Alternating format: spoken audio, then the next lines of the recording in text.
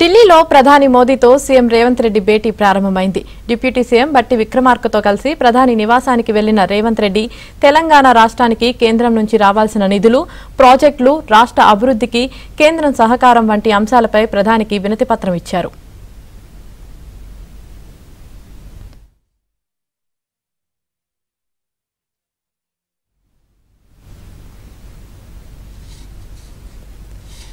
ఢిల్లీలో ప్రధాని మోదీతో సీఎం రేవంత్ రెడ్డి భేటీ ప్రారంభమైంది. ఇదే విషయానికి సంబంధించి మరింత సమాచారం మా ఢిల్లీ కరెస్పాండెంట్ సతీష్ లైవ్ లో అందిస్తారు. సతీష్.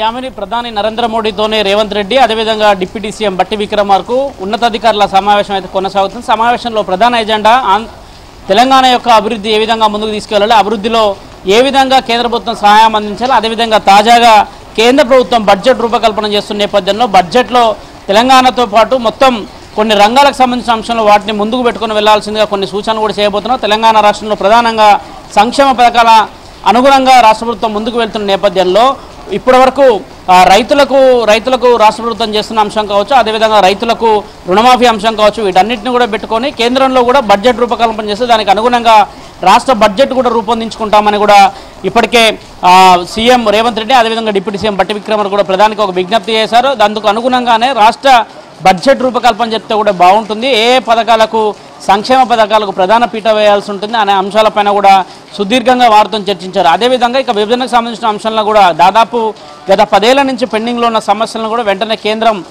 వద్ద ఉన్న అంశాలని పరిష్కరించాల్సిందిగా కోరుతున్నారు. అదేవిధంగా వెనుకబడిన జిల్లాలకు గతంలో కూడా వెనుకబడిన జిల్లాలకు నిధులు కేటాయించాల్సి ఉండే తెలంగాణలో మొత్తం అంటే ఉమ్మడి తెలంగాణలో 9 జిల్లాల్లో గతంలో వెనుకబడిన జిల్లాలుగా పేర్కొన్నారు. ఒక హైదరాబాద్ మినహా మిగతా జిల్లాలన్నింటినీ కూడా వాటి పరిగణలోకి తీసుకొని వెనుకబడ్డ జిల్లాల గతంలో నిధులు ఇవ్వాల్సిందిగా పెండింగ్లో ఉన్న నిధుల్ని విడుదల చేయాల్సిందిగా కూడా మరోసారి విజ్ఞప్తి చేయబోతున్నారు. కాళేశ్వరం లాంటి ప్రాజెక్టులు నిర్మాణం చేశారో ఇప్పటి ప్రస్తుతానికైతే ప్రాజెక్టులు వైఫల్యం చెందాయి. వాటి ఎస్టిమేషన్ కాస్ట్ కూడా ఇప్పుడు ప్రాజెక్టులను రూపొందించడం తిరిగి మరింత కాస్ట్లీ అవుతున్న నేపథ్యంలో అదేవిధంగా తెలంగాణలో ప్రజలకు ఇస్తున్న సంక్షేమ పథకాలు కావచ్చు, తెలంగాణలో ప్రజలకు ఇస్తున్న అనేక అంశాలను కూడా కేంద్రం వద్ద దృష్టికి తీసుకెళ్లబోతున్నారు.